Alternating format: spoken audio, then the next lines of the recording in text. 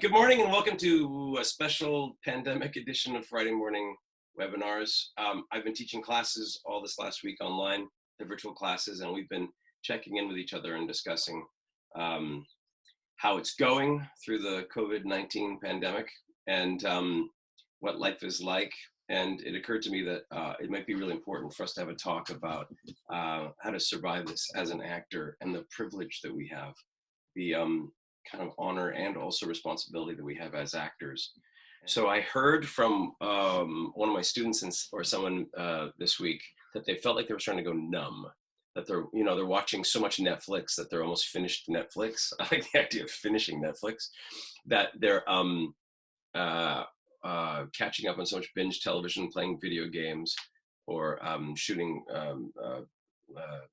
Mickeys of scotch, that they're numbing themselves inside of this situation. And it really is my job to remind you that we're supposed to be doing the opposite. We're not to numb ourselves. We actually need to electrify ourselves. This is a time where we need to step in and lean in and fall into the circumstances and research them and let yourself roll around in your feelings. So it's pretty intense. Like, it's an intense time. And I'm getting from everybody that everybody feels all these different ways. So what do we do with all of this? Well, we're actors. So what we do with it is we sit inside of it and we empathize with it and we figure it out. And I just got a cheers. And we deal with it. So I would like everybody who's listening, everybody, all you actors, to get yourself a logbook, black book, and with blank pages. And I want you to start logging. And I would like you to log emotional reactions. That's it, exactly that one right there. You take your book right there, and you start logging anything that causes you some kind of reaction. And I write down all the emotional reactions you're having to everything that's happening. Log it so that you're living through it. Listen, acting is the art form of life. The meaning of life is to experience life. That's the meaning of life. The meaning of life is to experience it. And we are living in a serious experience right now. And so this is where you're being tested. Like, this is where we wheat and chaff. This is where we're going to know who are the ones who are on the frontiers. Are you the kind of person who's going to shut down, play video games, and hide? Or are you going to be the person who goes, right, I'm going to experience this fully? And I'm like, experience it. Okay, you need to play video games once in a while. I understand that. It's okay. But I'm not saying it's 24 hours a day. But however, you need to experience this. And I want you to push your way through for a whole bunch of reasons. For the one reason, which is a kind of silly but obvious reason, is quite literally people are going to watch all of Netflix. They're going to empty their crave, like they won't have anything left to watch. All productions in the world are shut down right now. There's no production. So there's just this a massive pressure, and the dam is COVID-19, massive pressure for content. So I've been talking to people, producers and directors and things, and they're all saying when this thing breaks, there's going to be this insane rush for content. So we're gonna see an outrageous amount of work for actors and crew and writers and producers when this breaks. Let's hope that's sooner than September, but let's say September. You're gonna suddenly have a massive wave of work. So you don't want to be crawling out gray-skinned and shut down and rusted in your work. You want to come out and be ready. The other thing that we need to do is we need to start working on understanding these unprecedented exceptional times by looking into behavior. So your actors, what I want you to do is in your logbook as well, start logging empathetic behavior, which is you need to try to figure out what it would be like to be these other people. So there's a lot of news coming out of Italy right now. Pay attention to it and listen to it and watch it, and then try to figure out what would that be like? What would it be like to this morning on NPR? I'm listening to a report from Italy, and the doctor is saying he had an 89-year-old patient who had suffered from some kind of pulmonary disorder, and he had a 6-year-old child, and he had to decide which one gets the ventilator, because he only had one ventilator free. And so he basically was choosing to euthanize the 89-year-old. And he said, these are the kind of decisions that doctors should not have to make. These are wartime decisions. So you start thinking, what would that be like? That example is not the best example. The best example, the hardest example, is you have two 89-year-olds. What are you going to do? Like, how do you decide? Do you know? So I want you to actually stop, take a second and go, what would it be like to be that person, that doctor? And then research it, write it down. I want you to put yourself empathetically in the shoes of families who've been cut off. I'd like you to, or two kids, yes. Wow,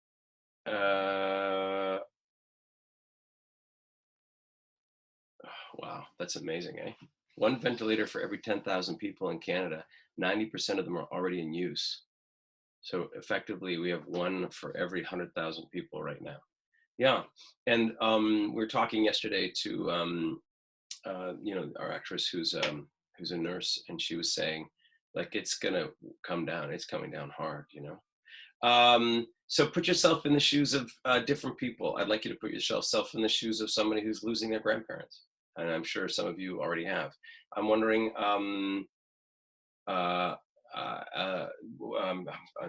fascinated by these chats. I'm wondering if any of you are worried about, or really having a hard time because your brother, sister, best friend, mother, uncle is HIV positive, or is a cancer survivor, but or is sickly, and you start going, well, what's it like? Well, how to deal with that? Now stop and go the other way around. What would it be like? What would it be like to be somebody who's compromised, who is fragile? What would it be like to be somebody who has one lung and is HIV positive, which is someone I know, and yet you're being asked to go volunteer and you have to say no, and that goes against everything that's inside of you. So I want you to start practicing character work by putting yourself empathetically into other people's shoes. And this was the big question of 9/11 that really confused a lot of people, was like, what would it be like to be the guy who flew the plane? And when I say to actors, I go, what would it be like to have been, it's 1939, and you had a swastika on your arm, or what would it be like to be Adolf Hitler? And you start going, wow, this is horrible questions, but these are the questions that we have to understand and dig into as actors, so that we can then create an understanding of the human experience, so that we can then create empathy, so that we can then make sure that, the world's a better place. And I take a great amount of hope and I'm solace, and I'm amazed by how we as a community, a global community, are working together. It's pretty beautiful. Like, it's pretty fantastic. So I'm having a very, very huge emotional reaction to the beauty of humanity. And good. Now, what are you going to do with all that? That's funny. What are you going to do with all of this material that you're building in your logbook, all this material that you're practicing, all these emotional preparations that you're practicing in your behavior? You need to do something with it. So we need to get practical as well, because there is going to come a time when this is going to break, and you as actors need to be prepped and ready. You can't be depressive and down. You need to be like a racehorse, just like prepping yourself in order to go. So let's talk about some of the things that you need to be doing. The pandemic homework. There's so much. So I literally, if we get through this list, it's gonna be we would have to live through 5 pandemics for you to get everything you need to get done. So basically, breathe, relax, calm yourself down, enjoy yourself, play some video games, flake off for a little bit, have a good laugh, watch some funny things on YouTube. I get it. But there's also so much that you can be doing. So let's walk through the list. Watch movies. Watch movies. This is the time. How many classic films have you not seen that you need to have seen as an actor? I don't know, 700? So there's a list on the campus if you want from, there's my list, but then the Michael Mankin list is really excellent. But even if you go to American Film Society's top 100 films of all time or something. Start watching classic film. Catch up on so so you read a biography on Mike Nichols. Now go watch all the Mike Nichols films you can and study what is Mike Nichols' style. This is the time for you to watch a movie 3 times in a row. This is something you don't get much time to do. The only time I ever really do this is when I'm on a flight from Africa, because I have the time. But you watch a film. I watched Coming Out of Africa. I watched Out of Africa because, so which is just one of the best films ever. So you watch the film the first time and you're watching it from the audience's point of view. So the first time you watch a movie from the audience point of view, which is watch the movie, enjoy the movie. Watch the movie, you're responding to the movie the way you would respond to the movie. You're laughing, you're dealing with it, you're like wondering, and then you're watching from the audience point of view. So that's essential. That's absolutely important for you as an actor to understand that this is all about the audience reaction. Michael Mencken says something beautiful, which is we're not in the job of making movies, we're in the job of making emotions. That if a movie's not watched, it doesn't exist. The whole product is for the audience to have an emotional reaction. So you live in that and understand it and feel it through. And then as soon as the movie's over, take a pee break, get something to eat, come back, watch the movie again. And this time right away, this is like a 9-hour exercise. Then watch the movie again, and this time watch the movie from the writer's point of view, the structural point of view, and the director's point of view. So where are the 3-act structures? What's the increasing tension? What are the 2 conversations? What are the objectives overall? What's the theme and the thematic undertone? Why is this scene placed next to that scene? What's being left out? What's being put in? And start understanding the film from its construction. So the first viewing is audience. The second viewing is architecture. Like actually watch the film and study it from its, understanding of where the film fits. Then the third time, you go have a pee break, grab a drink, come back, watch it again. You're not allowed to have that much time off. You have to come back and watch it right again. And then you watch the movie again for the third time. Now this time, you've shed the audience, you've watched the film again to understand the architecture. Now you can watch it from the acting point of view. And now you start looking at what are the characters' objectives? What's the relationship? What tension was the actor holding? Where was the actor looking? Why did the actor? And then you watch the film again from the acting point of view. Where was the actor putting themselves in the scene physically? How far distance were they? What was the tempo? What was the movement? What's the tension that they're holding? How much emotion were they showing? How much emotion were they not showing? And you watch Meryl Streep from that point of view. And then now you're like already 8-9 hours in. And then what you want to do, maybe not today, now you can take a break, but is you choose one of your favorite scenes from the film. Go online, find the scene, break it down. If you can't find the scene, then just go watch it. But watch the scene 5, 6, 7, 8 times in a row. Just keep watching it. And now you're going to see the editing. And then you're going to see the micro little moments that the actors are doing. Like that's an important exercise, something that you're never, ever going to do in real life. Because when the heck do you have real life? When do you have 10 hours of time to sit and watch a movie 3 times in a row? But this is something that's incredibly good for you. Second, you can choose an actor. Right now, I'm on Mark Rylance. Choose an actor and watch like everything they did. Just watch everything they do and get a feel for what is their approach, what is their style, what do they bring to their work, Mark Rylance, I'm going to do a whole webinar on Mark Rylance because Mark Rylance is the master Jedi of not doing anything but letting you be part of his thoughts. He's unbelievable. So I highly, highly, highly, highly recommend that you watch Wolf Hall. It's also got Damian Lewis and Claire Foy, and it's an exceptional 6-7 episodes of television. You'll burn through it in one day. But Mark Rylance is insane in his ability to do nothing and teach you everything that's going on inside of him. I think you should, right now is a great time to be practicing scene analysis and breakdown. So get on, if you guys need scripts, you can always get on the quad and ask me or email me. But go find a script that you really like, find a scene that you like, break down the scene, analyze the scene, full on 3-act structure, realizations and decisions arc, the breaking down the, 200 and whatever it is, 84 moments, and then break down the whole script, and then go back and then watch the film version after you've broken it down, and then figure out what you think your analysis was like compared to the other person's. You also have this beautiful thing called technology. So get online, FaceTime or Skype or Zoom a fellow actor and discuss it. And just have, like, you guys right now could be getting together in groups and doing scene analysis discussions, like just to discuss this movie. Well, you know, now's a good time to catch up on your reading. So reading plays, I have like 1,000 over here. Reading scripts, catching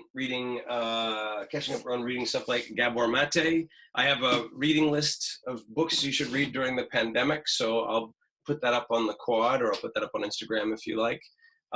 You should every day keep another logbook for practical analysis stuff. So incorporeal nouns, right? So concept nouns.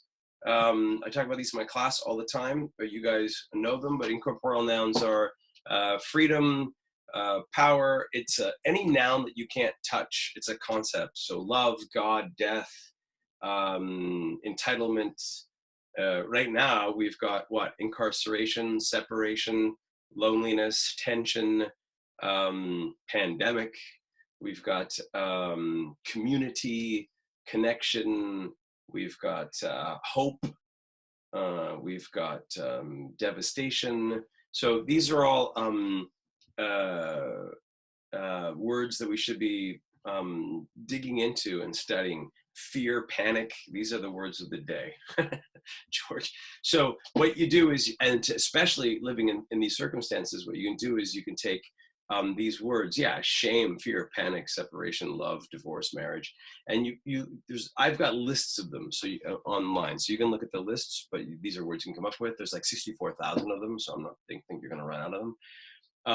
You don't have enough pandemics in your lifetime to get through them all, but what you need to do is you need to be taking the word and then making sure that you understand it for a lot of reasons.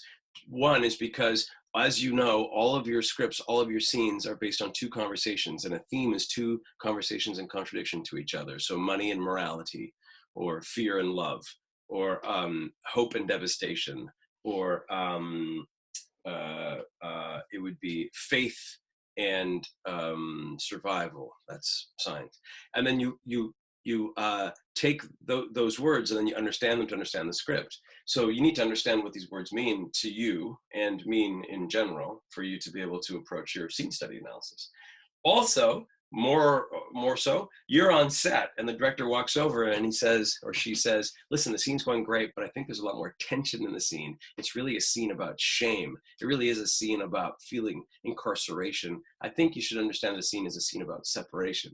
And you have to go, actually we had Peter on here who was working with director Michael Nankin, and Nankin pulled that on him and he was able to go and get it because he's done this work, which is you've practiced these words. So when the director goes, listen, don't forget it's a scene about liberty. You don't go, okay, and then panic and not know what to do. Now you understand panic. Now you know now what to do. You need to go, yeah, okay, yeah, I got it. Because you've already kind of, one is you've been working on these words so you know what they mean to you. But two is there's 64,000 of them, so you're not going to know them all. But when you're handed a word, you have a really fast practice sheet. You know how to get there fast. So what are you doing? You're taking a word like, what's the word of the day for the pandemic, everybody? Separation, fear, shame, panic. You look at the word panic and you say, okay, what does that word actually mean? So what I do is find the definition in the dictionary and find the etymological origins of it, and then say, what does this word mean? And then, now what do people mean by the word panic? Like when people talk about panic, what do they mean? And then you talk about the society definition of panic. And then write down a bunch of images about panic. What does that look like? You know, people stampeding at a rock show when there's a bomb goes off, or is it a general panic like in the chest, or what does it mean to you? And then you stop and then you go, okay, now what does it mean to me specifically, me? Like what's my emotional understanding of the word panic? And then dig into your history, your experience, your imagination, and then find a specific image for the word panic. The sun is flashing. Isn't it beautiful? Nice sunny day here in Bon Island. You find your specific definition for the word panic, your image for it, And then now you know what that word means. And so you should be working on these every day, on these different words. I do them all the time. I do it every day anyway. I'm listening to the news, and the word flashes past it's like somebody says participation, and then I just go participation, and I'll just stop and think, what does that mean, participation? And I think about a relay race, or people getting together and doing something and working together on something. And then I think about the desk around week 1 in our class, and everybody working together and participating on trying to answer what it's about. And then we're all throwing ideas around. And I go, oh yeah, that's what participation means to me. So that's incorporeal nouns. The other most important word in our acting vocabularies are transitive partner-related verbs. So I'm going to verb you. So now is a really good time, because some of you have are gotten really good at that, and some of you trip over it and have a hard time. And it's about practicing. So translating anything into a practical verb, like that means something to you. So there's all sorts of webinars and essays and videos and stuff on the campus about this, but actors need to be affecting change in the other actor. So I have to do something to you. So at first you go, the director wants more heat in the scene, and you go, I don't know what that means. And so you go, oh, I guess I have to push him harder. But to push him harder is general. So what are you going to do? I'm going to bulldoze into him, or I'm going to like medieval ratchet him, or I'm going to waterboard him, or I'm going to, cup face him, and you're trying to figure out actions that work best for you. So actually take verbs. There's a thesaurus for actors out there somewhere. Take the thesaurus for actors, or just read anything online and grab the verbs out of it, and then go, okay, those are general. Now I'm going to specify, what do those verbs mean to me, and practice that every day. Your job is to take those verbs and then specify them and make them hot and profound and exciting for you. And then you're finding a really specific way to say it. And the way that you say it usually is not going to show up in the dictionary, like, yes, they're not juicy enough because they're too literal. So you take the word to teach, and you go, okay, but what does that mean, But you're not going to see like truth syringe in the dictionary, or you're not going to see a statue pedestal, or you're not going to see red carpet. I red carpet you guys to your future. Those are to teach. So you're trying to find really specific ways. So they're the starting point, and then you just keep working on it until you figure out exactly what you're, okay, good. That you're going to be putting into your logbook. So practice those every day. Okay. Then you need to take long, hard look at your authentic self, and you have to answer the most important questions of life, which are, who do you love? What do you want most? And what is your core value? And if you can say, who do you love most in the world and why specifically, and you have a true, clear understanding of what do you want out of your life, what's your life objective, and you can describe that clearly in an image. And also, what is your core principle or credo or faith, or what's your understanding of the principle of life? And then you've answered those 3 things. Then the last question is, what's your core shame? What's holding you back from those 3 things? And now you start working on your authentic self, and you write imagery out. Okay, that's a very, very important exercise. That's the 1 hour long exercise that's on the campus. So do that. Here, the other thing is, you got 12 hours of campus you need to study. So that's going to take you a couple of days. Go study those. Here's one to understand relationships. Another exercise. Ready? Write down the 10 most important people in your life. Anybody? Give me some right now. Your wife, your son, your mom, your dad, the girlfriend, yeah, your brother, that professor at university that changed your life, your dog, your nephew, your mentor. You write down the 10 most important people in your life. And then what I want you to do is take your time and write a paragraph or 2. Just start writing. Don't think about it's not supposed to be right or wrong. Get your ego out of the way. Just write. Your Aunt Eva, beautiful. And you write down about your Aunt Eva, why? And don't think. I'm like this. I don't know if a lot of you are like that, but I'm still stuck in that grade 7. Is it right? Is it wrong? Am I getting a 98? Am I getting an A? Am I getting a B? You know, as opposed to there's no right or wrong. It doesn't matter how well written it is. Just start writing, and then write. You're talking about your oma, and you go, why do I love my oma so much? And then write it out, and just start writing and writing and writing and writing, and find examples, and find specifics, and find images, and write oma a letter about why you love her so much. And then you have a so step 1 is identifying the relationships. Step 2 is writing about them. And step 3, which you now have the time, is very, very important, is now you need to tell them. So phone them or get online. And you phone your oma and you go, look, oma, I've just been doing this exercise in class, and it's about like love and relationship. And I wanted to tell you, you're the one who has always inspired me and made me understand that life is worth living. And I remember that time when we were in the garden, and you actually read it to her and say it to her. If oma has passed, then you do it for oma, but you do it to oma as a prayer. You understand? And some of them are going to be hard because they're not all beautiful relationships. Your top 10 relationships are the most important relationships in your life. So some of them are going to be that manipulative boss who really hurt me, or that, you know, and you're like, okay, now I'm going to call this person and tell them. You know, sometimes you can't. Sometimes it's just not safe to. I understand that. So then what you should do is you call a friend and you go, look, I'm going to pretend that you're the person who sexually violated me when I was in grade 11. And I'm going to just tell you what I think about you. And then you get that done. You understand? But once you've done that, you go, oh, I understand relationship now. I really understand relationship. Now I get relationship.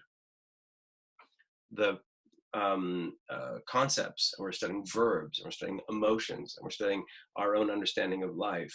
And then eventually you're studying relationships, you know? And then you can emotionally prepare all sorts of these different things about them. You got it? You can start, you can imagine what it would be like to lose my oma. I would never have that again. And I think after practicing, oh my gosh, I could lose my oma, then, you know, call your oma and tell her that you love her. This is emotional internal research. So I started with, you're living an experience in a pandemic. Research it. Like, understand what's going on around and live inside of it. Practice it. Know it. Get empathetic about it. And don't judge, because there's going to be people out there whose behavior seems really rotten in a time where we should be communal. But don't judge, understand, because your job's to understand, because you're going to play these people in order to show the world. So, oh, here's another one you can do. And if you do it, send it to me. Find a scene that you love that you can't, yes, like a writer's room, yes. Listen, I should conclude with this. Hang on, let me finish this next idea. Is find a scene that you love, that you'd love to act, or you'd love to see your fellow actors act, but that you can't find the script anywhere. It's not online anywhere. So go to YouTube, find the scene, or download the movie, find the scene, and in reverse engineer it. Take the scene and then rewrite it as a script. And you've got to go interior, barroom, day, clutching her beer with her life. She looks up to the television screen, a look of disdain over her face as she realizes her team is losing. And then she yells out, the refs or whatever. And then you like actually deconstruct the scene. You're going to learn so much about 3-act structure, because your script has to have 3-act structure, has to have clarity and efficiency of action. You're going to learn a lot about how to read a script by reverse engineering a script. So try that, and that would be a really cool one. Tim Keenan, Peter Neela, Demelza, you guys, you get together and you choose one scene, a scene from Unbelievable, because you have to just watch Unbelievable over and over again, because Merritt Wever is a total genius. By the way, Merritt Wever at 17 years old is in Signs. It freaked me out. But grab a scene with Merritt Wever and Toni Collette, and challenge each other that by like 5 o'clock you'll have your version of the scene. And then what you do is you read each other's version of the scene and see where you guys differentiated on where you would put the action line in, and how you tempo the scene out, and where you put parentheticals in, and then discuss it. And what's going to happen is you're going to get so good at breaking the scripts down because you're reverse engineering the process. So, because we as actors, we build it this way, I'm saying do that way and see how it works. That's a great exercise. You got that? I could keep going for 5 hours, all the things that you could do. I'm telling you, there's not enough pandemics for you to get all the work done. But what you need to do is you need to never, ever, ever stop thinking as an actor. And that's the danger. The danger of this time is that we get slouchy and broken and defeated, and we get tense, and the panic and the fear takes over, and it shuts us down and we numb out. And then at some point, when we all come out of the caves, we got to get back to the work. But not only you got to get back to the work, you have a responsibility, like you have a serious responsibility, because the world has changed. The world's going to be different. It's never going to be the same after COVID-19, right? And so we need to understand the change that's happened in our community, in our communication, in our in acceptance of selfishness, in our selfishness, in our politics. Like, it's going to change, and we're actors. We have to go out there and we've got to reflect that change, and we've got to teach that change. So you're going to be auditioning for stuff. Like, there's going to be so much work coming your way. Be prepped, be ready. And so therefore I say, nulle dies sine actorum. No day without acting. Live every day as an actor. Don't sit back. Don't become a victim of the pandemic. Live it. Like, own this thing that we're going through.